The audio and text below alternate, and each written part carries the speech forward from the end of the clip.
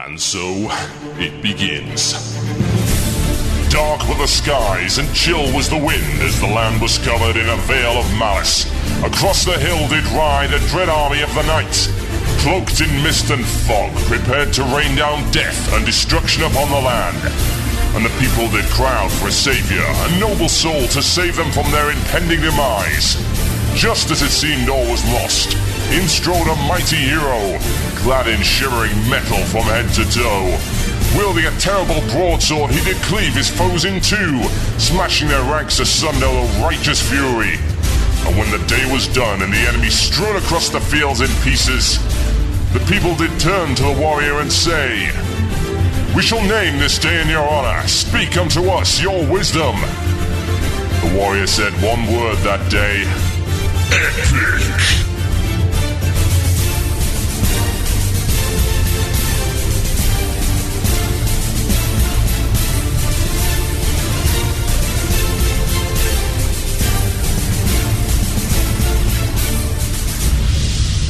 One man, one murloc, one giant angry badger. This is Blue Plz. It begins now.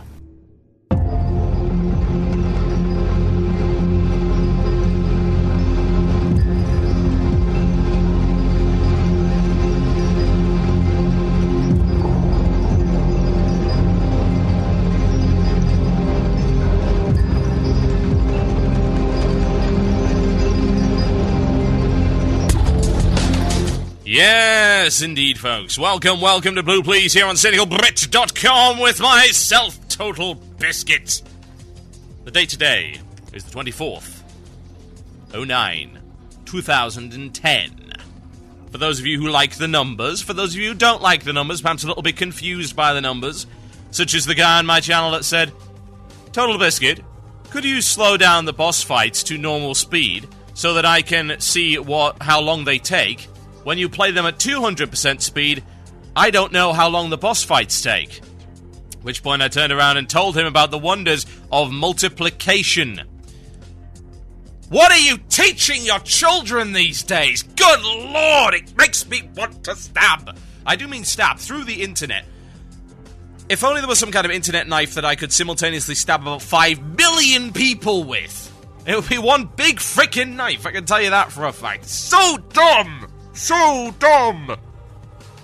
Sometimes you feel like you're being sucked into a void of stupid, and it clings to your skin. It's like one of those days where you go out and it's very humid, and the low clouds all over the place. It's very grey, and it sticks to you. And you're wearing some kind of shirt, and it starts sticking to your arms, and you feel sweaty and dirty and horrible. That's how I feel every time I read my YouTube comments. God!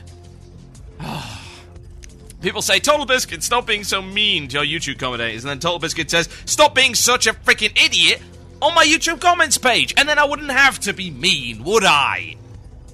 I tell you, at least there is one other person on this planet who is also successful that thinks exactly the same way I do. And that's the freaking Oatmeal. Seriously. He's got a Hall of Fame of retarded emails, I might add. I should do that. I should do a Hall of Fame of retarded YouTube comments. Seriously, I cannot. I don't know, some days I get out of bed and I just want to blow up the internet. I don't know how that's possible, but I'm going to figure out a way, because at least it will get rid of those idiots. The time, ladies and gentlemen, is 7 minutes past 8 in the British Isles. In Europe, it is other times. Central European Summer Time would be 7 minutes past 9.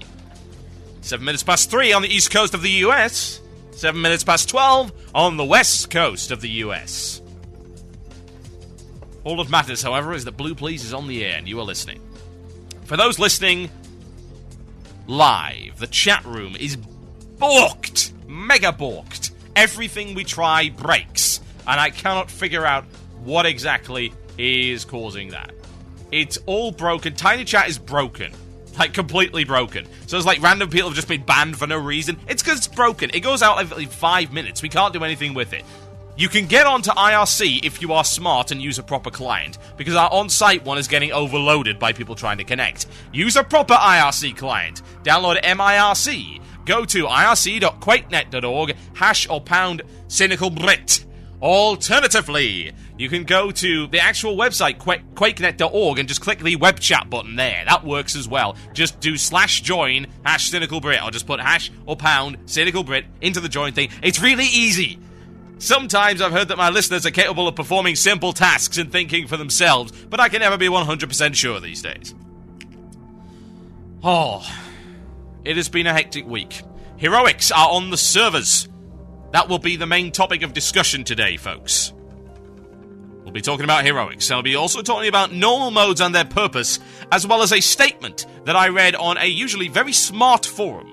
Goes by the name of Something Awful. It's the Goon Squad forum, and I must say that it's much more pleasant to debate with them than it is with people on my YouTube channel. That said, there are times when some people post things which make me want to strangle them.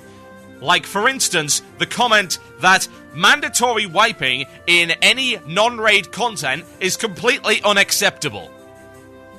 No, seriously, I'm not kidding. Someone actually said this. Let's not go into the hyperbole of the whole thing. Apparently asking for hard content means that the only people who should be able to do normal 5-mans are the elite of the elite. And it should take 5 hours. And you should have to burn casuals at the stake in some kind of sacrifice to the almighty raiding god. Yeah. Apparently, that's what I actually think, according to Mr. Hyperbole over there. Oh, God. Even in places that are usually very smart and very sensible, there are the Spurge Lords. Yeah. Heroics. Cataclysm Q&A at the end of the show. Email it in. I'm not paying attention to... I'm not even on chat. I can't be asked with the spam. themurloc@gmail.com. That is themurloc@gmail.com. Or send it over Twitter. Twitter.com/TotalBiscuit. That will work as well. Hell, let me make it really fancy for you. I will put up something on the Facebook. Yes, indeed. You see, go to facebook.com/CynicalBrit. Another way to submit if you don't like email, if you're some kind of crazy Luddite. Go to your Facebook, go to CynicalBrit, and you will see that there is a Blue Plz Tonight post. You can post a Q&A question under that. You can leave a comment, and I'll read those as well. So there you go. Problem solved. Aren't I wonderful? Giving you all these fantastic choices. Apparently it's too hard, so I'm being told. It's too hard. So we're going to nerf it for the benefit of everyone, because you see, people that work, yeah? Bear in mind, these people, they have a job, yeah? One of these jobs, and what you have with the job is you don't have a lot of free time. So, because you don't have a lot of free time, having anything above the level of press button thing happen is a little bit too complex for them. Apparently, going to work and coming home leaves you effectively brain dead. Now, that's odd because I'm fairly sure I've worked since I left university and done incredibly menial and annoying and boring jobs, and I still have the ability to think when I walk in the door. And I also don't want content that's bloody boring at that point. But anyway, it seems to me that the people who are my worst enemies these days are not the kids. They're not the 4chan trolls. They're not anything like that. What they are entitled adults that come home from work and expected to be brought everything on a goddamn silver platter because they happen to work minimum bloody wage. Or anything for that matter. Congratulations, you have a job and commute like a normal person. So do the rest of us. And are we dumb when we come home from work? No. Do we expect the game to be nerfed to our level? No. Sure. I never thought that my enemies, my greatest enemies, would be supposedly sane, normal, working adults. God. It disgusts me as a sane, working adult. Yeah, you know what? I'm working a job I really like right now, that I worked towards for 10 freaking years. But you know what? Before that, I worked a crappy job. Deal with it. Man up. Get a spine. I came home from my crappy job, and I didn't want to play easy games and do easy content or whine on the forums about, why is it the kids have to ruin everything? I just want to go in and get free items by pressing this button over and over and over again. Disgusting, disgraceful, lazy wastes of flesh. It's time for this. That sounds like it's mail time. here's the mail. It never fails. It makes me want to wag my tail. When it comes, I want to wail. Yes, indeed, folks, it is mail time. That would be the time where I read the mail. I got some good emails this week. I like it when people actually disagree with me, and they do so in a reasonable manner. So I'm going to read this one out here, and I will happily answer his criticism. It comes in from Nev, and he says, "Hello, TotalBiscuit. After spending many hours with Archaeology over the past few days and being a fan of your commentary as I am, I was interested to see what your take was on it. Expecting you to enthusiastically disembowel Blizzard for their design and implementation of this trade skill. You can imagine how taken aback I was when you cheerfully praised it. Who are you, and what have you done with TotalBiscuit? First off, rather than calling it Archaeology, I suggest Blizzard change the name to Flying, which is a far better representation of what one does when working on this trade skill. Secondly, the skill is designed in such a way that you actually see which worthless piece of garbage you're trying to create before you actually create it. So you know the current project will have no payoff, and all your efforts will be for naught. With the removal of Path of the Titans, Flying has near zero utility, unlike the other secondary professions. This is beta, of course, and some of the flaws are fixable. The overall concept, however, seems fundamentally flawed. Fly around endlessly for scant skill-ups and useless flavor items. That isn't exploration, that's full-on unapologetic, mind-splintering tedium. I expect you to change your position once you've had more time to play with it. If not, keep up the good work." Well, so I leveled 84 to 85 using purely Archaeology, which was 3 constant hours of doing nothing but Archaeology in the Outlands. And no, I still haven't changed my position on it. You want to know why I haven't changed my position on it? Because that description applies to every gathering profession, including, I might add, fishing. Yes, I could change fishing with flying, or at least you used to be able to. I remember back in the day where you actually had to move in order to fish. Now you just sit in the same place all day. Back in the day, you couldn't fish up to, like, maximum level in this little pool in the middle of storm wind. You had to actually go to dangerous places. But let's talk about mining, shall we? How is that not flying? That's even worse. It's like, mining is the same thing, only you have no idea where the node's going to be until you're about 20 feet away from it. It's horrendous. Are you kidding me? Seriously, are you kidding me? It's a gathering profession. What did you expect? At least it's got some neat mini-game attached to it that's kind of entertaining. I'm not going to say it's the most entertaining thing on the planet, but it's better than every other gathering profession out there.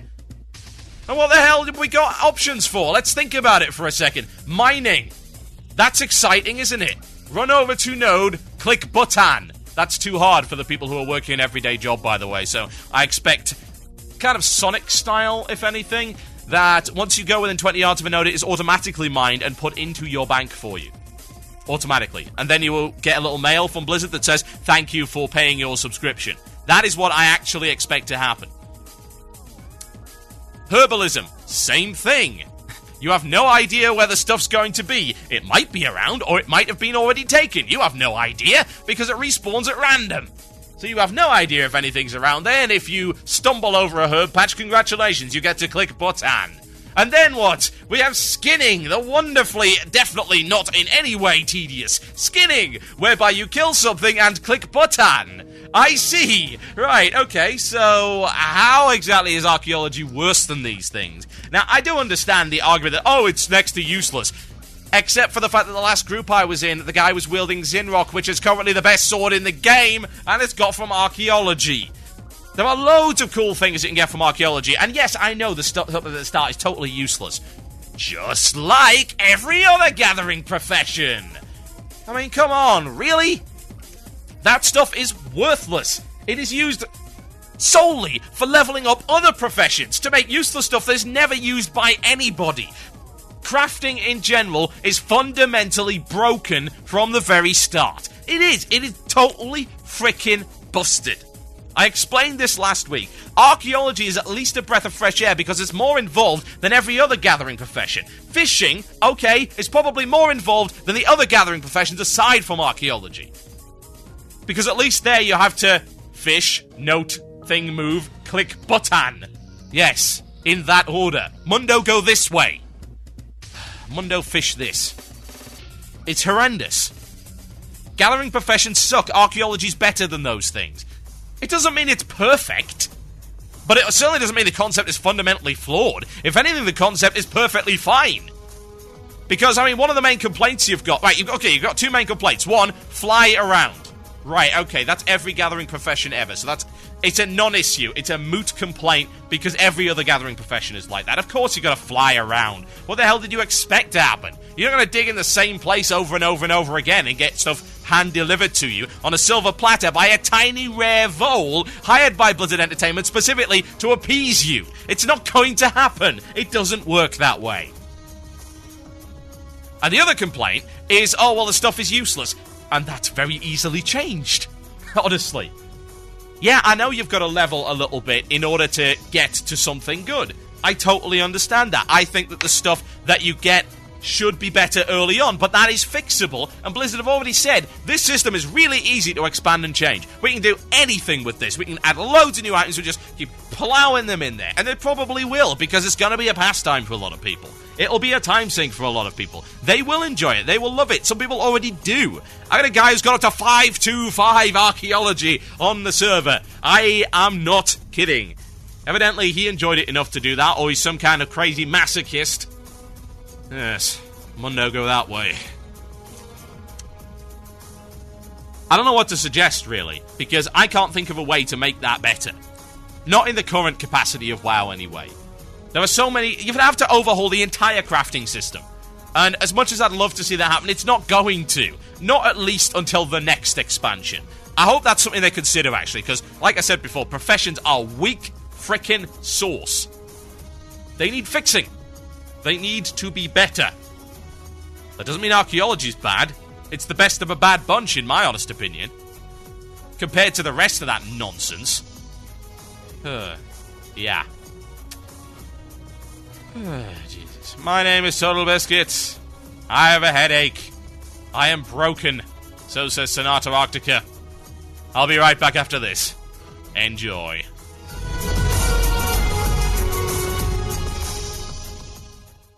You're listening to the podcast, an archive of Blue Plz. Music was removed to comply with copyright law. If you'd like to hear the music, tune into the live stream on Fridays at 8 p.m. GMT. That's 3 p.m. EST, only on cynicalbrit.com. Friend, I've got what you need! A premium quality Ventrilo server from UGTservers.com!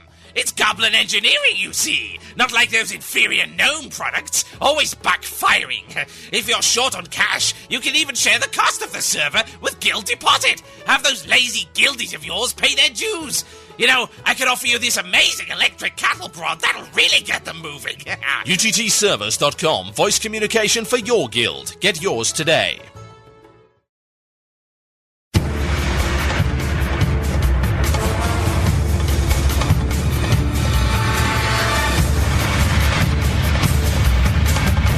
Yes, indeed, folks, you're listening to Blue Plz here on CynicalBrit.com with myself, TotalBiscuit. Let me tell you about the Vortex Pinnacle. That's what I want to do right now. Probably going to do another mail segment towards the end of the show, because there were 3 really good emails that I actually wanted to read, and each one of them I could do an entire segment on if I so desired, because they were all really good. Which is good. I like it when people send in good emails instead of the usual drooling crap. Like, hey, you know... Even though I disagree very strongly with what that guy said, at least he had the balls to come out and say it. That would be pretty cool, right? Oh, Jesus. Right. Ladies and gentlemen, let me talk to you about the worst heroic in Cataclysm. At least I hope it's the worst heroic in Cataclysm, because if it's not the worst heroic in Cataclysm, then I am not looking forward to finding the worst heroic in Cataclysm. Oh, no, no, no. Because if Blizzard have managed to screw it up even more than this, then the rage... I don't think my... Right, I'm getting a new microphone, right, in October. I get my first real paycheck from this job, and it's pretty good. Yeah, it's a good paycheck. I'm going to invest quite a bit of it in new equipment. So I'm going to get the same headset that the WWE guys use to rant and shout over the noise of 80,000 people in the crowd. So if that can't handle my ranting, nothing can. And yes, it's $550. And yes, it's damn well worth it. That's going to be my shoutcasting and everything else headset from here on in. And that might, just might, be able to deal with the rage that would come spewing forth from my mouth like blazing black fire. If it were the case that there is a worse heroic in Cataclysm than Vortex frickin' Pinnacle. Now, after the show, or if you're listening to the podcast, you've probably already seen it, you can go and have a look at my Vortex Pinnacle Heroic mode video. I had no intention of actually going in here. I wanted to go and do Dead Mines. But here's the problem. Dead Mines has no gear yet. Or more accurately, it does, but the gear is level 20. Yeah, so not all that useful. Ergo, most people have no interest in going there. Not only that, but since the LFG system isn't working, that means you have to fly across the entire freaking continent to get there. And not only that, but you have to find your way into the bloody place, which, as any hoardie will tell you, is a nightmare. So, getting a heroic DM group a little bit tricky. Going to work on that. We were supposed to do it last night, but because Blizzard can't keep their damn instance servers up, we weren't able to do that. I've been told that the US instance servers worked just fine, but of course the EU servers didn't. Herr. Yes. We can't keep a reliable server for our largest testing population, but it's okay because the Americans get GM death touches on their bosses and manned walkthroughs of their 5-man heroics in their 85 pre-mades in 333 gear. Isn't it wonderful? All they need to do is click a button and they get an instant eye-level 333 pre-made. What do we have to do? Go and run bloody instances that don't work half the time for gear that probably won't drop. Oh, entire bloody velocity of Tolvir run, not a single piece of cloth. Before that, Halls of Origination, not a single piece of bloody cloth. Oh. Speaking of cloth, I might add, things that also don't drop. Ember Silk. Bloody Ember Silk. You know what? You can actually fix a lot of the problems you've got with your item level gear if you can get some crafting. But can you find any Ember Silk in the dungeons? No, because it doesn't drop. Ah. Shaking with rage is what TotalBiscuit is doing. Vortex Pinnacle makes me mad, bros. It does. I ended up in there because a very kind instance group said, hey, do you want to come along and film our Vortex Pinnacle run? I said, absolutely. And I said, well, why do you have 4? Because we had some terrible mage, and you'll probably play better. And I laughed. I was like, have you seen my videos? No, I don't play better. But whatever. I seem to do pretty well and didn't die, so I suppose that's the main thing, isn't it? Dear Lord. So, I came along, and I went and did Vortex Pinnacle with these guys, and these guys played really, really well. They were awesome. They knew exactly what they were doing, but they'd never done Vortex Pinnacle before, as I confirmed by watching the achievement pop-up for everybody! Yes. Nobody had been in there in heroic mode. And why would they? Because it sucks! So we went through there, and we wiped once on trash, and then once on each boss. Now, why did we wipe once on each boss, you might ask? Well, because there was a new mechanic that we didn't know about. And then we went and ruffle stomped it. Simple as that. And you might say, well, TotalBiscuit. This is what someone said on the YouTube channel. And they don't seem to understand how heroics work. Well, isn't Vortex Pinnacle supposed to be an 81 to 83 dungeon? Surely that means that the heroic is easier. That's not how heroics work, dear. Ever. Ever. It doesn't work that way, I'm sorry to tell you. It's supposed to be balanced for level 85 on heroic mode regardless. So that's a non-valid point. Let me counter that by saying that the hardest thing we've tried to do so far in heroic is the first boss of the first dungeon, i.e. the level 81 dungeon. Actually, level 79 to 81 dungeon goes by the name, of course, of the one and only Blackrock Caverns, which would be the first one you're supposed to go into. And you know what? The other hard one is the first boss of Throne of Tides, which is the second one. So, yeah, let's just throw that theory right out the window, shall we? Because it's dumb and silly and doesn't make any sense. So along we go. Here's the trash, blah, blah, blah. Oh, right, okay, these ads actually hit harder. The one time we wiped, I think, was on the Cloud Princes. There were a double pull of Cloud Princes. They spawned 10 ads, and they hit about 5 times as hard as they do in normal mode, and they killed the tank because the healer wasn't expecting it. And that was it. There you go. No more wipes. Each boss. First boss. Now, the first boss, in the normal mode, it has a Cyclone Shield, which goes to the outside of the arena, then goes to the inside of the arena. What it will do is it will do damage, and it will slow you. So, This mechanic doesn't make any sense, I might add. It's actually really silly, because you'd think that when it comes in, you'd want to run out of it. No, actually, you just stand there. Now, in the normal mode, we just sat there, ate the damage, and killed him. And that's all he does. That is it. So in Heroic mode, we're expecting some really cool mechanics mixed in with this. Did we get them? No. You want to know what it consisted of? I'll tell you what it consisted of. More damage. That's it. No, really. If ever there was a better time to press this button. Not one, but two Jormungandr worms. It's bloody Wrath Heroics all over again, isn't it?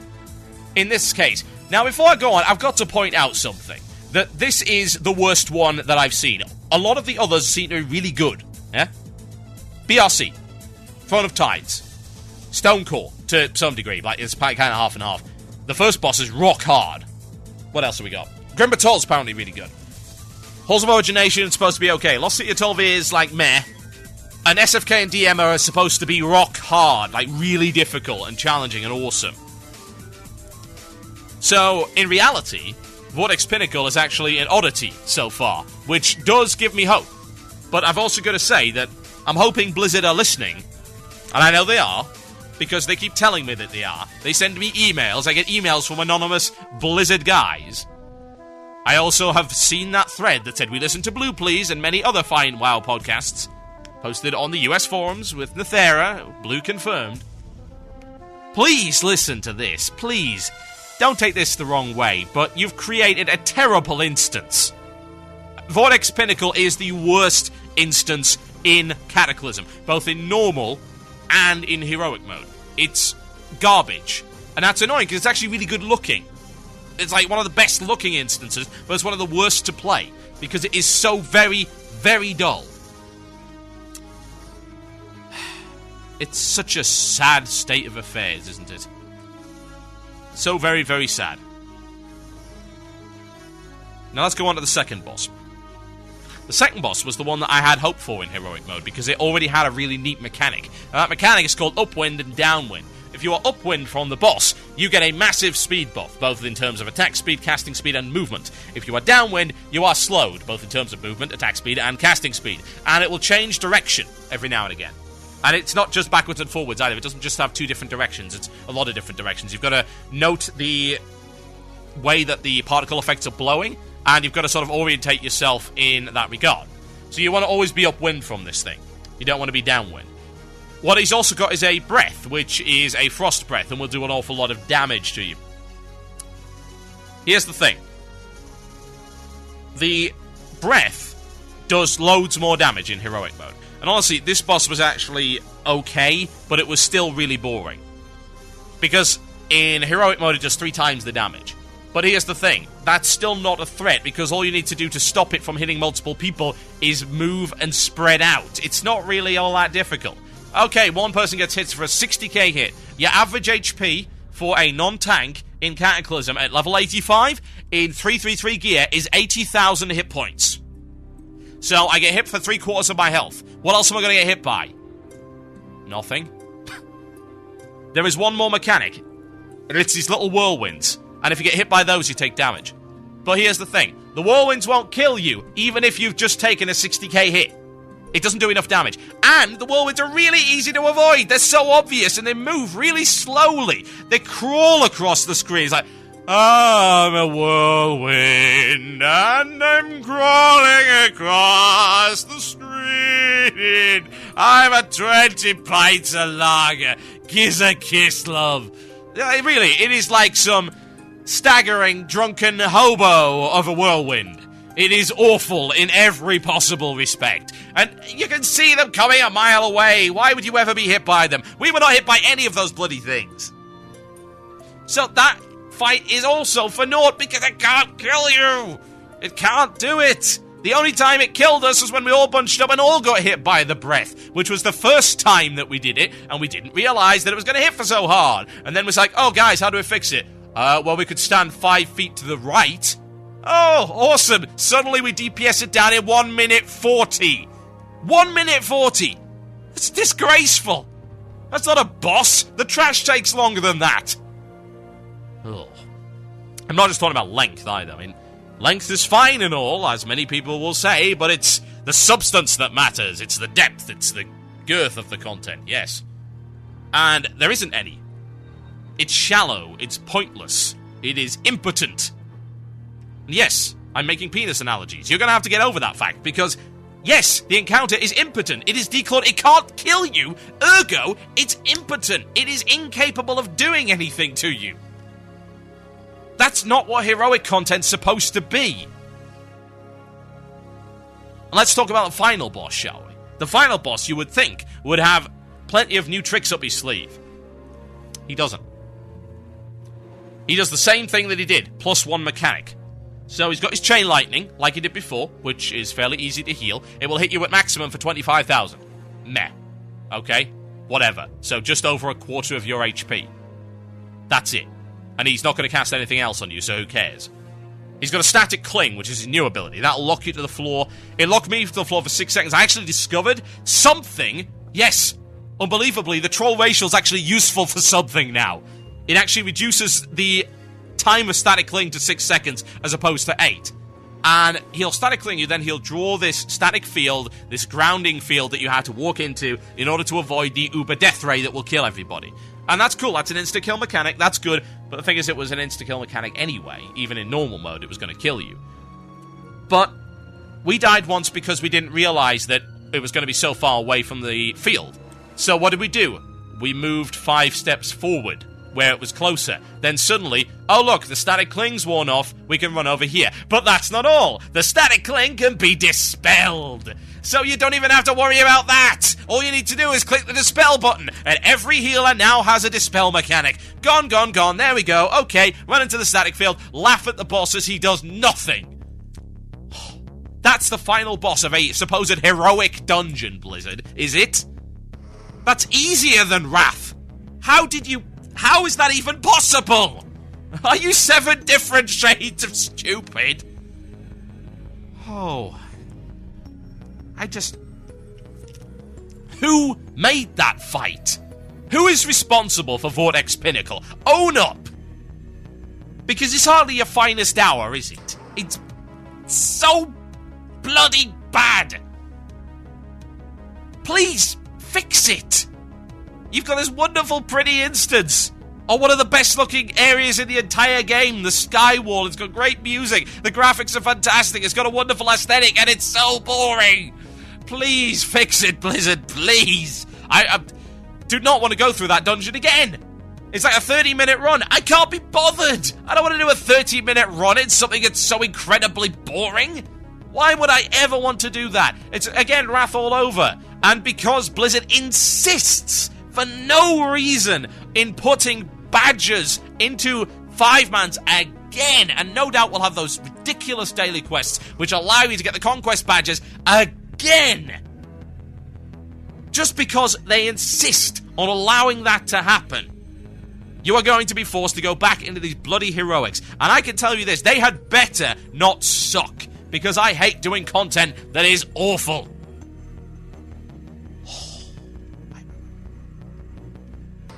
My name is TotalBiscuit. You listen to Blue Plz here on cynicalbrit.com. And if you don't like the ranting, the door is to your left. Now, what could I play? There are so many great tracks available. But you know what? Considering the amount of bile spewed forth from my mouth today, I have an idea.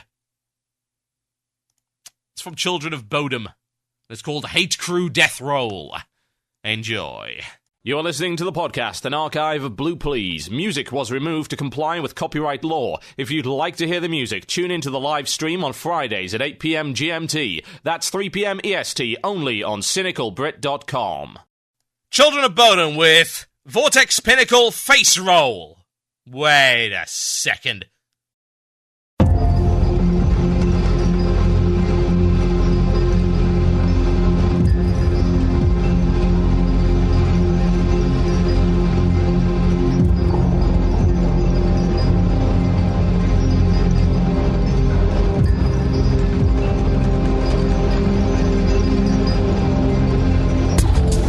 You're listening to Blue Plz here on cynicalbrit.com.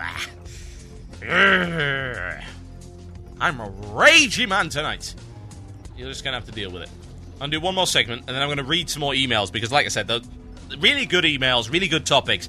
I like to think that email reading on the show is actually a little bit better than other shows. I was like, thanks for your email, and then maybe, 30 seconds of discussion about it. You send me an email, I'll turn it into an entire bloody topic. It's called respect for the viewers, folks. That's how you do things. There's certain other podcasts that don't do that. And they say, nicey nice. Now, being nicey nice is not respect for your viewers. Actually, that's intellectually insulting. It's like, hi, you sent in a dumb comment, and we're going to patronize you by pretending that it's really awesome. Not only is that creatively dishonest, but like I said, it's intellectually insulting. If you send me a dumb comment, I will tell you. If you send me a good comment, I will tell you. But more to the point, I will give you some actual attention. If you send me something that is worth thinking about. And you've obviously engaged your brain before sending it. Yeah. Exactly. By the way, just a couple of notifications. First thing, we have once again broken the live Blue Plz listener record. It's currently sitting at around 1,600. So that is really, really good. So thanks a lot for that. Live listeners is kind of weird. I've always said to people that live listeners make up about maybe 5% of our actual listener base. As it turns out, it became an awful lot smaller than that because our current downloads every week, which is why you're constantly seeing Blue Plz at the top of the iTunes gaming chart, is about 70,000 a week. So, yeah, there's kind of a few listeners to Blue Plz now, which is pretty awesome. I mean, the show's been going on since 2005 now, so it's always been fairly popular. It's always sort of been lurking around the top 5 WoW podcasts, and I suppose that's not bad when there's over 200 of the bloody things, but still, it's nice to be number 1 for a change. Hopefully it'll stay that way, we'll see. Obviously people like the show, otherwise they wouldn't be tuning in on a week-in, week-out basis. Hopefully perhaps they like something different that doesn't simply pander to you and, well, I don't pander to anybody. Aside from myself, and even then I don't do that most of the time. I think pandering, again, is creatively and intellectually dishonest. It treats you like idiots. Makes you believe, or indeed it gives you the indication that the host believes that you're so childish and so stupid that you need a little bit of a pat on the head and a biscuit whenever you're listening to a show. It's just so silly. Are we not grown-ups here? Can we not handle the fact that people's opinions might not necessarily be your own? It's insane. Now, before I go on, I would like to mention a little competition. We got this great little thread on the forums for Cynical Brit. Now, I'd not recommend that you all go there now. You'll probably crash my website. Please don't do that. But if you go on the Cynical Brit forums, you'll find a thread called Poster for the Cynical Brit. And it's this great little post that some newbie posted. And it's called Keep Calm and Carry Hats. And it's got this little hat motif. And I said, let's turn this into a bit of a contest, because we got one that was Keep Calm and Wall Off with a little pylon. We had Keep Calm and Get Out with the SA Get Out Frog. We had all sorts of things. It's like 13 pages now, and I'm giving away an EU time card and a US time card. So, any kind of poster that you come up with is awesome, and I don't worry about copyright or anything like that, but what we will do is we're going to try and make the best ones into actual posters and actual prints that you'll be able to buy. And like I said before, probably just give the proceeds to charity or something, because, it's not going to be a huge amount of money. But the ones that aren't copyright, yeah, we'll try and make them into posters if you so desire. And the best ones, copyright or otherwise, I'm going to give a EU time card 60-day and a US time card 60-day. So there you go. That's a bit of an incentive to get creative, folks. There have been some really great ones in there. There have also been some that, I appreciate the effort, if that's what you call it. But yeah. Oh, man. I do particularly like Mecha Cyber Dinosaur Kitten. That is particularly good. Speak Loudly and Carry a Small Conscience is exceptional. And also the Trollface.jpg recruitment poster is goddamn epic. Yes, I did just say. Oh, yeah. I love it. So, yeah, good creativity from you guys. Go there and I'll give you stuff. And I'm aiming to have lots more contests coming up, so keep an eye on the website for that kind of thing. Okay, right. Talked about that enough. I want to talk about normal modes. I want to talk about the purpose of normal modes. And I want to talk about this ridiculous statement that was made. It is, quote, completely unacceptable to have mandatory wipes in pre-raid content. That's the paraphrase. That's basically what this person said. There might be a couple of words mixed up, but hey. That was the intention. Apparently, heroic or normal content, 5-man, it is utterly unacceptable to have, quote, mandatory wipes. Now, first things first, I would like to know what mandatory wipe actually means. As in, you have to go and wipe 3 times before you can beat the content, because if you don't suck, you won't wipe at all. But it depends on what level we're talking about suckery here. We could be discussing the level of suckery that tends to occur in normal LFG modes, whereby they can't even stand out of the fire, or they don't understand the stacking permafrost debuff on Pit of Sauron, for instance, that keeps killing people because people don't understand the concept of line of sight. Sad, so sad. We could be talking about that level of suckery. But if we talk about, say, something like the first boss of BRC, which you saw my wipe video on, are we talking about suckery there? Do people suck if they die there? No, they don't, because it's actually challenging. But, are those wipes mandatory? No. They are not mandatory. At all. That's the thing. They are not mandatory. You could be really good and you could beat it. Is there even such thing as a mandatory wipe? No. I don't believe that phrase even holds any water, because it doesn't seem to exist. There are 2 kinds of wipes, in my opinion. There are justified wipes and there are unjustified wipes. There are, say, wipes that are caused by either blindside mechanics that are gimmicky and RNG, or perhaps are caused by bugs. Those are unjustified wipes. And then there's every other wipe. Because every other wipe is a justified wipe. You wiped because you were not good enough. Try again, be better next time. Will you explain to me what the hell happened to a phrase that I heard a lot when I was growing up and I actually took to heart, which was, if at first you don't succeed, try, and try again. What happened to that phrase? What happened to that attitude, that mantra? I don't see where it's gone. Maybe it's just the new generation don't accept failure. And it's not in the good way either. I mean, I don't accept failure. If I fail, I get angry. I get angry at myself. I'm the kind of person that rages at games. I do. Like, earlier, I was playing Street Fighter. I lost 5 games in a row. And in the last game, I screwed up so bad, I knew I could win it, and I buggered it up, and I threw my controller across the room. And yes, I use a USB satin pad, which thankfully is corded, so it didn't hit the wall. It sort of bounced around and looked a bit sorry for itself, as it always does. Now, some people might call that childish, and I suppose there's an element of truth to that. But to me, it's because I get really into things, and I tend to get very passionate about my hobbies. But I also hate myself when I fail, because I don't blame the game for BS most of the time. There's the occasional time when I did, like Sagat players in the original Street Fighter 4. Those guys. Ken players, yeah, that was pretty cheap. But most of the time, I know that I could have beaten that guy if I just didn't suck. So, what do? Well, I get angry at myself because I suck. So there is anger there is rage there's emotional investment there in your hobbies. Anyone that's remotely competitive totally understands this. In any way. It doesn't matter what it is. If it's in academia, if it's in, say, sporting events, if it's in gaming, if it's in anything else, people who are competitive understand emotional investment in a competitive scene of any description, even if it's competing against something that doesn't exist, like, say, an AI. If anything, you're trying to beat the AI then, you're competing against your own failures. You're trying to excel, and that makes you... it makes you emotional, in one way or another. To be honest, I want that feeling to occur every time I game. I do. I'm not a masochist, per se. But I do play Demon's Souls from time to time.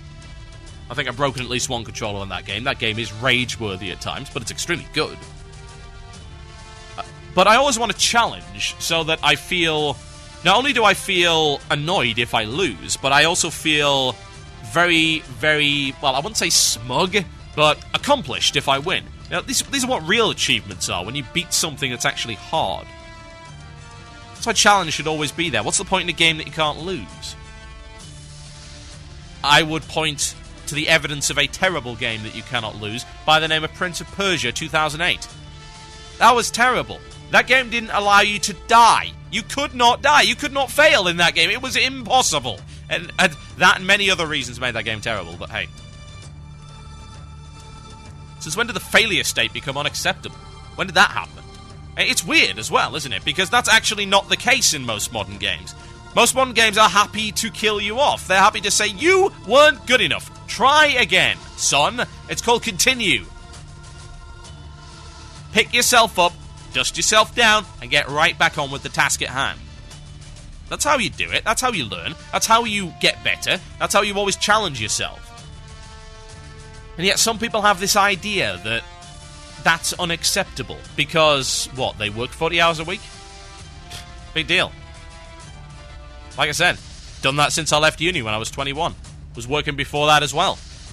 Does that mean that I go home and want to play, I don't know. Let me try and think of a really easy game. Oh yes, Bioshock. There we go. Bioshock on easy, shall we? That's like the compound easy. That's easy cubed. So I remember playing Bioshock on hard and it wasn't even difficult. So yeah, Bioshock on easy. Do I want to go home and play Bioshock on easy? No, of course not. It's boring. What's the point? There are some people that do get enjoyment out of going into a game, turning God mode on and having a little bit of carnage, but that's a temporary joy. It's not what makes a game. Unless it's Just Cause 2, in which case I can kind of understand it. But you don't get lasting fun out of that. You don't get lasting satisfaction out of it as a hobby. If I'm going to invest my time in something, it damn well better be quality time. And the only way it's going to be quality time is if I know the content itself is high quality. And part of making your content high quality is making it difficult enough to challenge the player. So, in the case of normal modes, you have to wonder, well, how much challenge is really required? I believe that normal mode should at least be able to wipe you, and it should at least have some kind of challenge. And stuff like BRC, stuff like Throne of Tide, something like Grim Batol, and half of Stonecore was able to do that. And yet, the other stuff, Halls of Origination, Lost City of Tolvir, they weren't able to do that. Yes, there are 7 normal mode instances and 9 heroics at the moment. Not bad for 5 levels of content, I'll give them that. I do miss TBC, though. Oh, TBC. How many instances were in there? Oh, God. It's a lot, isn't it? Ramparts, Blood Furnace, Shattered Halls. It's 3. And that was in one zone. Was it 4 Zangarmarshes? 3? 3 Zangarmarshes?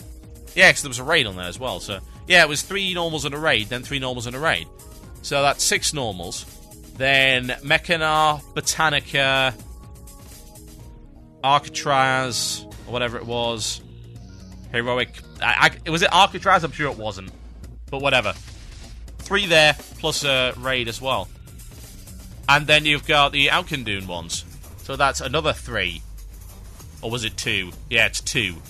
It was the Mana Tombs and the Shadow Labyrinth. It's a lot of content. A lot of dungeons there. I like the TBC Wing design, but hey, whatever. It's a reasonable number. For 5 levels, 7 normal modes, and 9 heroics seems to be a reasonable way to do things. Here's the thing, though. In order to gear up for your heroic mode content, you're going to have to gear up in normals. You have to. You just can't get enough gear otherwise. You can get your nice, shiny Zinrock and some of the other stuff available from Archaeology if you so desire, which is totally cool. You can get some crafted gear, which I got as well. But you're still going to have to go into those normals.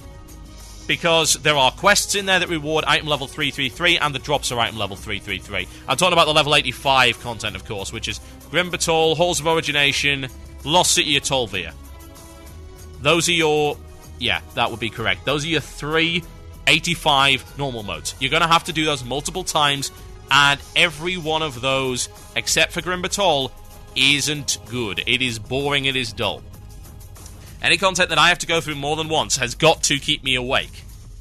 It's the same argument that I put towards heroics being challenging, because I'm going to have to do that multiple times if Blizzard go ahead with the folly that is the daily dungeon quests. And it is folly. It really is. It's a terrible idea. It was always a terrible idea. The Dungeon Finder itself, as I've maintained since it came in, is a good system. And the idea of random dungeons is good. The idea of having to go through really boring content every day just to get the badges that you need in order to raid, even when you are already raiding, because it's the only efficient way of getting that many badges, that is folly. That is nonsense. And if I'm going to go through content like normal modes, I at least expect them to slap me about a bit if I am asleep at the keyboard. And they don't. Apparently, though, mandatory wipes are not acceptable to random QQing crybaby people. Bleeding hearts. Entitled casuals. Please. Bioshock and Easy. I'll send you a copy. Stop ruining my game. My name's TotalBiscuit. You're listening to Blue Plz here on CynicalBrit.com. We're going to come back with more mail, I think, right after this break. Oh, what could I play? I wasn't really thinking. I tend not to. I tend to get very involved in this. I really should queue stuff up beforehand, but hey. It's always a good excuse to play a little bit of Soilwork, I feel. The thrill. Yes. The stuff that you don't get from Bioshock Easy Mode. Enjoy.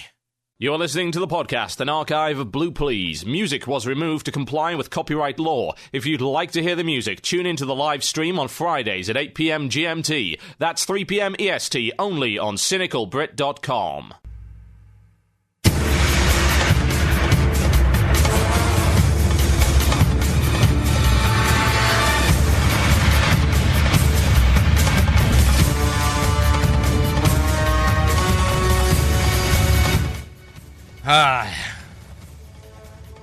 Fear, anguish, chaos, rise and feed on this email, shall we?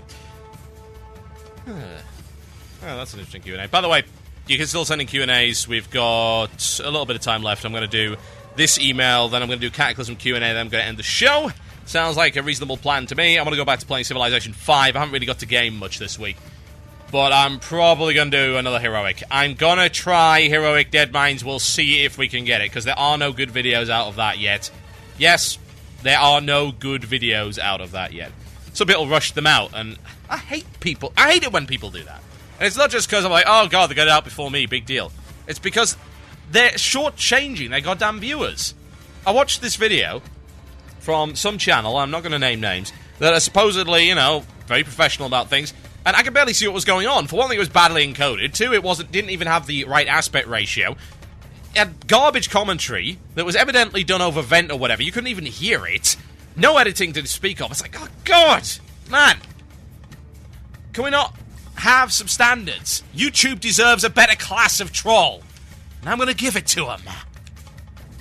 Anyway, email in for the Cataclysm Q&A, themurloc@gmail.com, or you can leave a comment on the Facebook page. That will allow you to get a question in as well, as I have pointed out. And there's quite a few of them as well, excellent. Or if you've got a short question, you can send it over Twitter. Yes. Yes, indeed. Also, just to ensure that I give out important information, I must point out that I am now following Dr. Mundo on Twitter. His Twitter account is @Mundoverse. Yes, indeed, @Mundoverse. If you've never played League of Legends, you probably don't know who this guy is, but he's recently got a fantastic new skin called Corporate Mundo. Mundo is some kind of abomination thing, but he's got this really kind of cutesy thing going on. Mundo go this way, Mundo go that way. This is Corporate Mundo. Corporate Mundo, yes, he runs a corporation, don't you know? And he will downsize you and everyone else. And he has a Twitter account. And his two latest tweets are as follows. Mundo wonders why Bosnian girl would throw puppies into a river. Slingshot and brick wall way funnier. This is all in caps, of course. Mundo doesn't mind people making fun of how Mundo talk. Mundo doesn't mind their caved-in face afterwards either.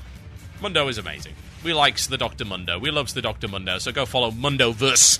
Yes, indeed, Mundoverse on Twitter. Okay. So I'm going to read those emails that I said I was going to read. We'll discuss them a little bit. Do another music break. And then we can, of course, end the show. Oh, by the way, apparently we're currently running 17 chat servers to keep up with the load. Oh, Jesus. Right.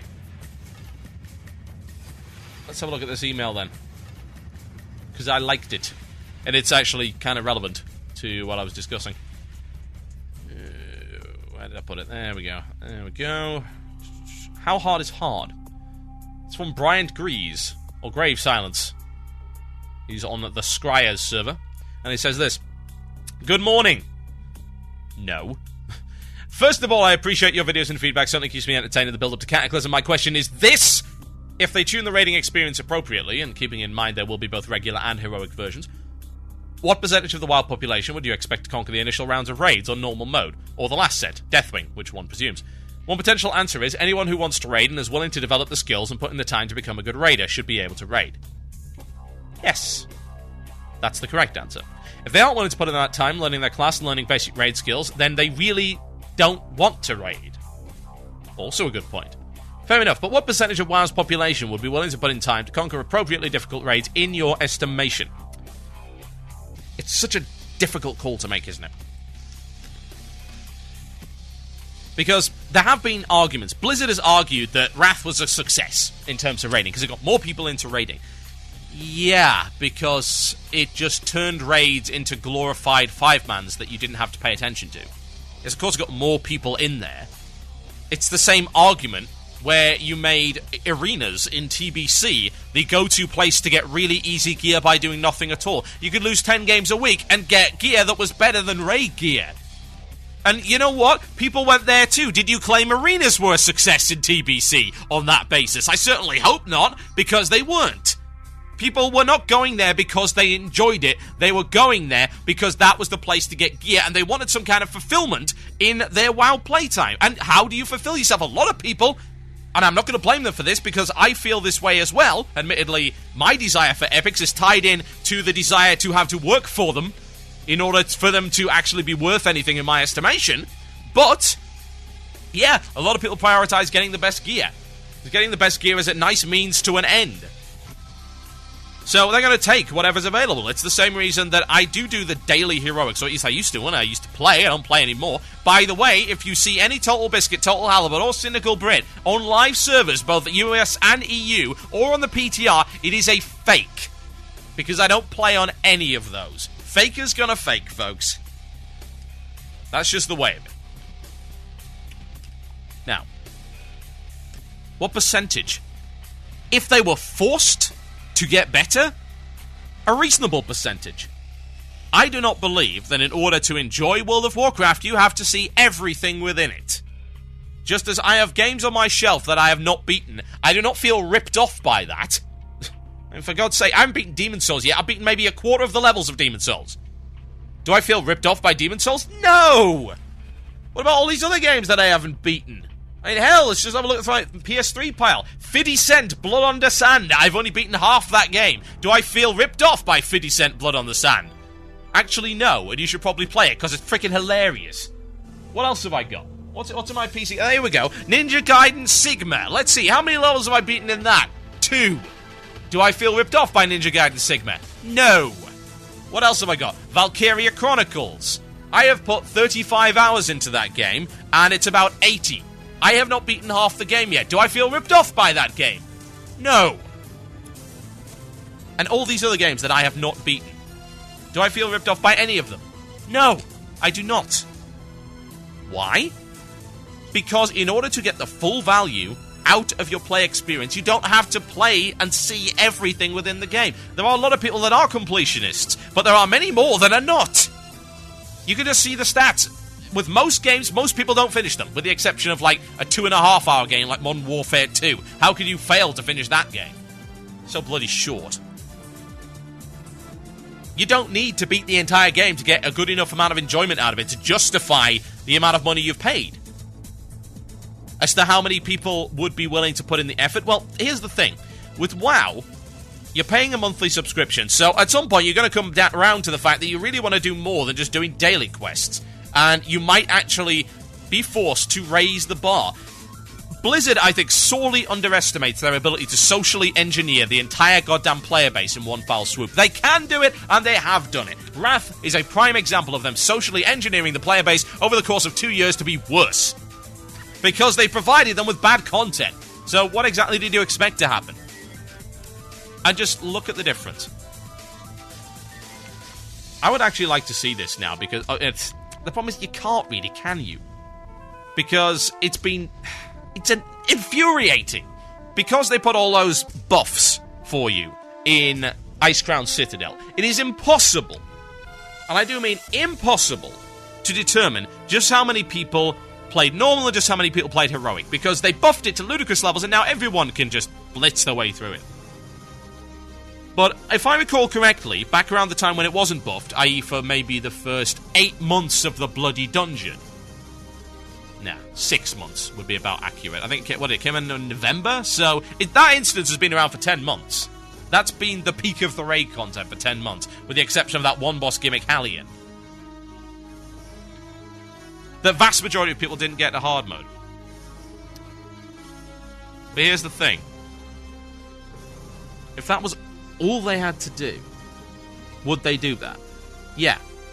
Thing is, people wanted to be in hard mode. The problem was that the gap, because of the way that they'd engineered the game, was so large that actually making that leap was really difficult. And I've said this before. Blizzard, in Wrath, have only catered to 2 groups of people. Hardcore elite and terrible players. Those are the 2 groups they've catered to. And in the middle, there is nothing. This giant expanse of nothing, which is actually where the majority of the player base resides. It is not just an on-off switch. It is not a binary position. I don't know why Blizzard thinks otherwise. In fact, they admitted that they now don't. They've obviously learned something, because in the, what was it, the GDC convention, I believe, Tom Chilton came out and said, we want multiple difficulty levels beyond just one and the other. Yeah, that's the way you do it. It's a proper way to make a game. If you engineer your content from the very start to elicit a particular reaction from your player base, you will get it most of the time. If you require people and give no other option than to up their game in order to continue to enjoy, they will do it. They will. I have very little faith in the player base, but I do have faith in one thing, and that is pure personal greed. Now, that pure personal greed applies to 2 things. Firstly, it applies to the fact that people want to squeeze the maximum amount of enjoyment out of their $15 a month that they can. Do I blame them for that? Hell no. That's being smart. That's being a smart consumer. And the other part is people are greedy for purples. And if you make the only way to get purples hard raiding that they actually have to be better at, they will do it. Why? Because the lure of the purple is too strong. It's too shiny, folks. They will do it because they will have no choice. What else are they gonna go play? Final Fantasy XIV? Pfft, come off it. Age of Conan? No. Warhammer? No. Eve? Yeah, right. Eve will chew someone with that attitude up within 5 seconds and spit them out in tiny pieces. Tiny pod-shaped pieces. Where are they gonna go, Blizzard? What are you scared of? Why are you terrified that your player base is suddenly gonna get up and leave? It's never happened! Every new game that's come out has lasted a month. It's had to be like, oh god, yeah, we're gonna go here. Yeah, screw Blizzard. Finally, the WoW killer is... Oh, no, it isn't, is it? I remember the glorious launch days of Warhammer Online, or should I say the terrible launch days of Warhammer Online, where people were like, yeah, this game's awesome! Bye, WoW. WoW is finally dead. This is the nail in the coffin of WoW. A month later, there were server mergers, and it was a ghost town. And now it has a dedicated, loyal following, but that's about it. Very small, dedicated, loyal following. Every game is like this. Every MMO. And yeah, something will come along eventually, and it might be the Old Republic that challenges that position. But you never know, because if you go by looking at the past, everything so far has failed. Which means that Blizzard can afford to be ballsy. Is probably the best word. They can be ballsy. They can afford to do that. Because their player base is not going to leave them. And they do have the power to socially engineer. And they should. They should absolutely 110% socially engineer. Right, there was one more email that I'm going to cover very quickly. Let's see. We'll do this. I'll go to a break, and then we'll do some shout-outs, ladies and gentlemen. Sounds like a good idea to me. Where was that email? Aha! Get back here. It's running away from me. It's fleeing and screaming for mercy. Dear host of shows! You dare look upon the host of souls! I shall devour you all!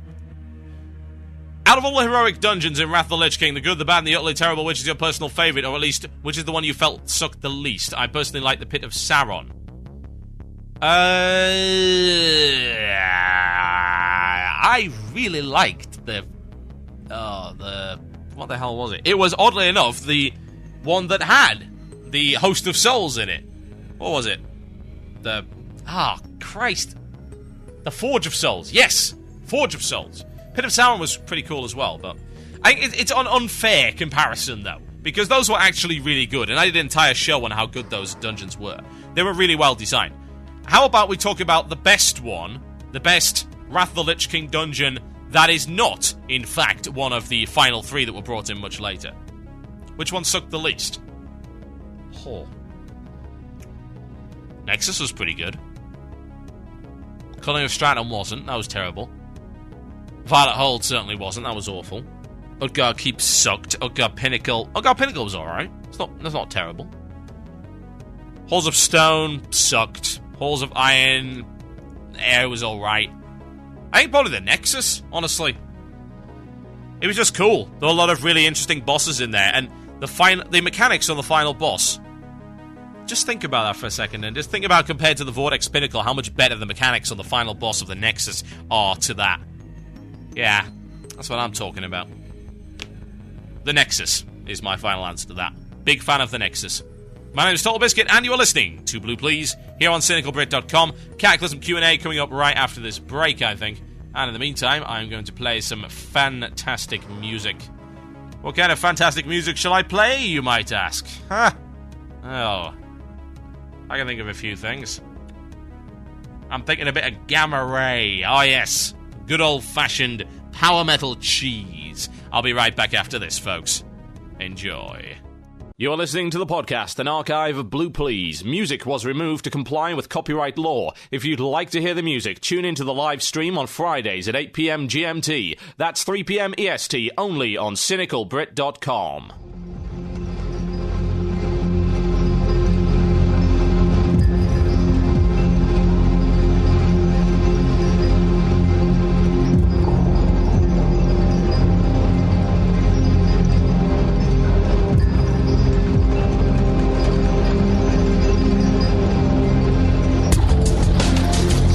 Yes, indeed, folks, the sounds of Gamma Ray with New World Order.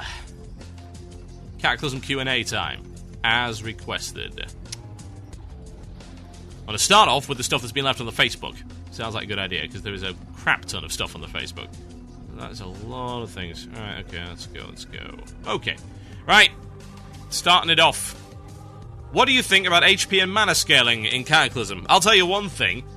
Molten Armor's useless at the minute. You can't use it for anything. I run out of mana with it under a minute. Under a minute if I don't have mana shield thing. Mage Armor. Because I never used Mage Armor. Why would I need to? You never needed to use it in Wrath. I can't even remember what it's called. So, yeah. I think that needs to be sorted out because I have no idea why I'd use Molten Armor. I don't have enough mana regen to justify it. Maybe if it scales with gear somewhere. I don't know. I hope so. I certainly do hope so, because if that's not the case, then... yeah. So much for that, eh? So much for that. Okay. What else do we have? That's not a question at all. Ah, someone from Costa Rica is listening. Hello to Pablo, incidentally. Nice to have worldwide appeal. Hey, TB, I wonder if Northrend's changed at all. Very slightly. I haven't really spent too much time in there, but from what I've been told from the guys in the beta, some of the references to Arthas are gone, and they've just been replaced with, like, the Lich King. As to whether or not Arthas still pops up in places, I don't know. It may be that they're just going to replace him with whatever his face is, the new guy, and have him as the antagonist and just use his new model. But they don't think the new model's actually in yet. Because right now, we've just got the Lich King. He's in... where is he? The starting zone for the Death Knight. He's still there. So, I don't know if they're just going to argue, oh, yeah, I have... nah. Not a clue. Alright. What else? Are the Echo Isles a real city or just a training ground? Training ground. They're not a city. There are no city facilities. There's like a mailbox, and that's it. I don't even think, actually, that there's a flight point. I never saw one when I was there, anyway. What else do we have? How many new mini-pets are there from crafting? No idea. There's a lot from archaeology, that's all I can say.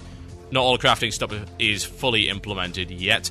Have you seen the new alchemy mount in the game yet? No, I have not. Nobody seems to have it. I have no idea what is required to actually work in that. Okay, what else do we have? Are there any kinds of changes to the Drain Eye or Blood Elf starting zones? No. Will non-guild players stand any chance of raiding in Cataclysm? A reduced chance, because there is no reason not to be in a guild in Cataclysm. Yeah. Hell, if you... Well, here's what I will say about this. If you want a guild, then come join trollface.jpg, because it's going to be huge. Let me tell you a little bit about how I'm going to run this, because people are concerned, oh, well, isn't it going to just be a Zerg guild? Yeah, it's going to be the biggest freaking Zerg guild you've ever seen. But here's how I'm going to work it.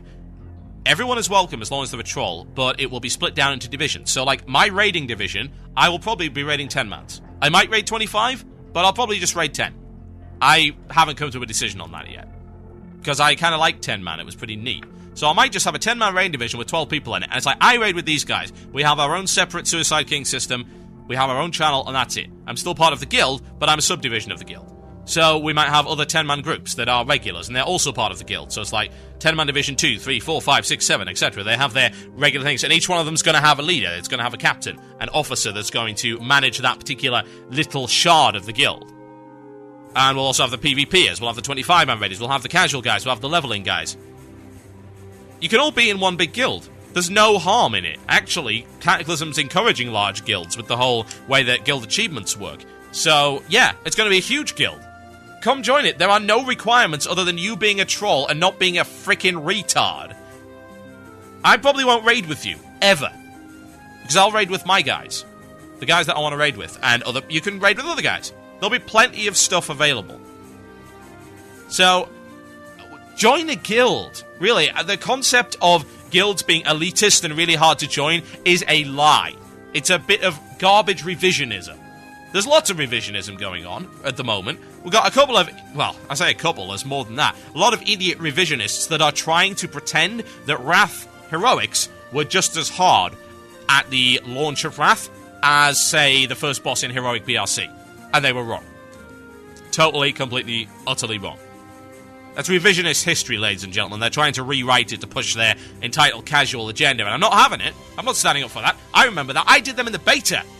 And then I did them on live, within a week of it launching. They were face-rollable in greens. Get over it. They were. We didn't even bother with normals, because we didn't need to. Hey, greens, heroic gear. Suddenly epics. Out of nowhere. That's how it worked. There were a couple of exceptions like Loken, and that was about it. Oculus was kind of tricky. Loken, Oculus, that's about it. I don't remember anything else being remotely challenging in Heroics in Wrath. And I played at the start of Wrath. I remember very keenly the launch day of Wrath. I was on air, for God's sake. I remember all of that stuff. And no, so the revisionists can go to hell. That is not the case. Anyway, onward for great justice. Come join trollface.jpg. It's going to be on Anchorage EU. You must be a troll. Have you looked at Arcane in the beta? What are your thoughts DPS-wise? DPS on Arcane's fine, really. It's just the same. There's nothing really different. It's the same kind of rotation. They haven't really spiced it up with anything. Okay, what else do we have? Q&A question. What do you think will be the most fun, challenging heroic in Cataclysm? Probably Deadmines, by the sounds of it. For what I've heard, but I haven't done all of them yet. What did Blizzard learn from Wrath? Oh, God. That's a hard question. Well, from what they keep claiming, they've learned that the Wrath Heroics and stuff were garbage and that badges didn't work, but they said this, and then they've implemented stuff that's just as bad, so I don't know how much they've learned. I can tell you for a fact they've learned how to do questing properly. That's one thing I will definitely say. And they've also learned that having large instances for like 6 to 8 months is a terrible idea, which is why they're launching multiple instances per tier. Do you think that Tier 11 will be easily obtainable just like Tier 9, Tier 10 was in Wrath? No, it'll be easily obtainable by people in the way that Tier 7 was, because Tier 11 is the equivalent of Tier 7. Tier 7 was easily acquirable by just doing Naxxramas. This will be the same thing. just like any other tier gear. Tier gear was never really hard to get, per se, with a couple of exceptions, because like tier 2.5, the chest piece came from frickin' Chthon. In TBC, a lot of tier gear just involved killing the bosses. I wouldn't call that hard to acquire. Hell, it was some of the easiest to acquire gear in the game, which is why tier gear, when taken out of the context of set bonuses, was actually inferior to non-tier set stuff, which was actually much harder to get, because it had lower drop rates. It wasn't guaranteed like, say, tier gear was, especially not when they put in the emblem system for it. Right. Is the improved fishing in yet? Not that I've seen, no. What do you think about the difficulty of Cataclysm? It's in a state of flux right now, and it needs to be sorted out, quite frankly. The heroic modes seem to vary. The normal modes, some of them are challenging, some of them aren't. It needs to be fixed. Out of curiosity, do you know? No, there are no major changes to the Outlands at all. What else do we have? Have I seen the new Tree of Life in action? Yes, it's a 45-second buff. It's really good, but it doesn't actually last beyond that. It actually goes on a cooldown after that, so you do not stay in it. It is part of the new healing system. It is not what you do all the time. You cannot be a tree druid anymore. You just can't. You can have the tree ability, and you can use it on a cooldown, but you cannot stay in tree form 100% of the time. Right. What else do we have? No, that's not a question. Can you describe how awesome the WoW cinematic is? No, because it isn't in the game yet. Do you really think that no one would have released the cinematic for Cataclysm? Really? Really? As soon as that goes up, it's going on there. They're going to show it they'll show it at BlizzCon, I can guarantee it. That's where it's going to be shown. Right, has the login screen changed at all? Not yet, no. It will, but it hasn't yet. Okay, what else? I'll do a couple more, and then I'll do shout-outs, and then we can end the show. I was wondering what your opinion would be on an extremely hard mode for 5-mans. Right, okay, we're not going in any further than that. More difficulty levels are always a good thing. End of discussion. There is no valid argument against more difficulty levels and more choice for players.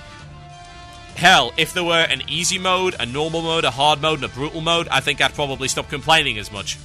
Like, you want easy, breezy content that doesn't require you to think? Okay, do the easy mode and stop trying to get into my groups. Shout-out time, folks. Send them in. themurloc@gmail.com. That is themurloc@gmail.com. You can send them in via IRC chat if you so desire. And you can also send them in via the Twitter if you wish, yes. Someone saying, my live show is an agony for listening. Perhaps you need a server upgrade. No. No one else is having that problem. Sorry, must be on your end. You say you've got mega fast internet. That doesn't mean anything. There is a problem on your end that's causing it to buffer. No one else is complaining. Right, what else do we have? Shout-out-wise. There's one that's kind of important here that I probably should read. What else? Here it is, yes. This is a shout-out to Fargrom from Amsterdam. He'd like a shout-out to myself because he was brave enough to ask someone to marry me, and she said yes. I assume that must be his girlfriend. So congratulations to Fargrom, you ballsy man. Now you are trapped, forever doomed. The undead. Right. What else do we have in terms of shout-outs? Many. Shout-out to Taraj for being the top Fury DPS warrior and the top Arms PvP warrior on US Feathermoon. PS Shadow Morn for the win. Can I get a shout-out to my lovely wife, Silvana, for having a dream last night where you were working in a joke shop, and to Inafei the Irishman, who has appeared in your house since January. May I just point out the disturbing nature of your wife dreaming about me? Sulak the Tauren Bear on Shadow Song EU. I think it probably caused a marital crisis there. Oh, God. A shout out to Embergale on Nether, US, the Twisting Nether. The World of Warcraft greatest smelling guild since 1925. I see. Or more accurately, I really do not see at all. A shout out to this banded guild, Frenzy Tusk, for all its old nostalgia it gives. Nostalgia? What the hell's that? Yes, that's from Grimald. What else do we have? Many shout-outs coming in via the chat room. Can I get a shout-out to After Dark on US Engine and all the expats who are living and working in the US? Hell, I'll probably end up joining you at some point, Evan Shadow. Shout out to the Guild Knights of the Round on Older Man US. That's from Sean Caster. Shout out to Darkonian, who has mastered the PTR lag. That's, well, from Darkonian. And a shout out to Hardcore, the level 60 raiding guild on the same server inside as Arcanist Belt. Ah, yes. I didn't find that all that enjoyable. It was alright for a while. Have they fixed the Worgen mount bug? No. Are there any daily profession quest givers? That's not a shout-out, that's a quest. I'd like a shout-out to Tempest Legends, and to all the other great folks, especially Iridan raiding on Blackmoor EU since Classic. That's from Amandria. And a shout-out to all Warlocks for being the original hero class and for always being greater than Major. That's from Toggy, who appears to be on drugs, since he is clearly delusional. A shout-out to the awesome guy who invented Soul Swap for Affliction Locks in Cataclysm. That's from Nightmare060. And a shout-out to Dan Crax, or Dan Drax, on Cargath US, long-time podcast listener, first-time live listener. God, it has been a while. A shout out to May Mutalis, or Doomhammer EU, for slaughtering people in PvP. And yes, there is absolutely a spot in the guild for tank. There's a spot for everybody. A shout out to the gnomes, ruining Tiny Chat, perhaps, and the people who are still there. It's from Thomas Early. A shout out to Darkmoon Fair Alliance, get your brains back, bring back good RP, and smart PvE there, Horde Rock still. And a shout out to the Dirty Horde Guild on Spinebreaker Horde side. Hopefully it'll come back from the dead in Cataclysm. What else do we have? Tons and tons coming in right here. I'm sure we can find some more. Some people sending shoutouts early. That's actually not all that helpful. I can't really send them out. Here's one to the raid group on Lightbringer US for finally downing Heroic Putricide 25. Good luck on Heroic Syndragoza and Heroic Lich King. It's from Row on Lightbringer US. There you go. Can we get a shout-out to the crazy Australians and the dedicated cam whores who push through the trolls to be part of your amazing show? A shout-out to Arani for looking super awesome in a suit, King because he can't be here tonight, and Finn because of Finn. Yes, indeed, that is from The Dark Lady. Who else do we have? A shout-out to the Guild Sanctuary Eridar US, that's from Bifra Man. A shout-out to the Syndicate on the best PvP guild, apparently, on Eridar, so says Shriggs, and the only PvP guild on Alliance side Eridar. Well, Alliance don't like to fight, they're a bunch of wusses. And a shout-out to Kudex from Sourfang for being awesome, getting up at 5 AM to listen to Blue Plz and TotalBiscuit ramble on. And last but by no means least, to the Duality Guild on Skullcrusher EU, who let me raid in their Swedish guild. That's from Christopher Somerville. Okay, we're done, folks. I believe we are very much done. You have been listening to Blue Plz here on CynicalBrit.com. Feel free to check out my YouTube channel. There are always new videos going up every single day. And, of course, feel free to take part in the contests to win yourself some delicious time cards. What could I play? Some cheese sounds good. So I know my wife loves cheese. She actually really hates me when I cheese out on Power Metal, but hey, I'll play this for her. This is called Avantasia. It is by Avantasia. Good night.